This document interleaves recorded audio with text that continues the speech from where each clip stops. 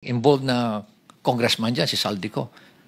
He did not abandon it. It was a sacrifice. My God. Ha? Nagdakaw ka ng bayan, kasi sasabihin mo, it was a sacrifice on your part. And it's not an abandonment. Ganyan na ba kababa yung standard natin sa Kongreso, Mr. Chair? Ha? Ganyan na ba tayo kawalang hiya ngayon? Ha? Manhid, di ba? Napaka callousness, hypocrisy.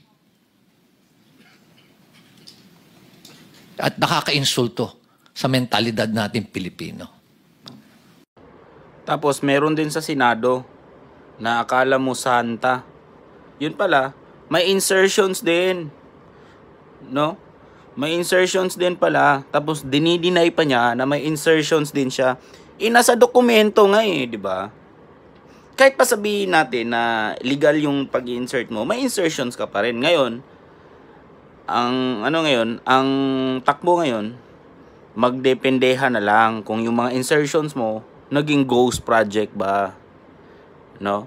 Tapos, kung ghost projects yun, tanungin natin yung mga contractors ng mga isiningit mong budget. Risa Hontiveros. No? Kung may ghost project, may kakanta. Tingnan natin sa mga susunod na araw.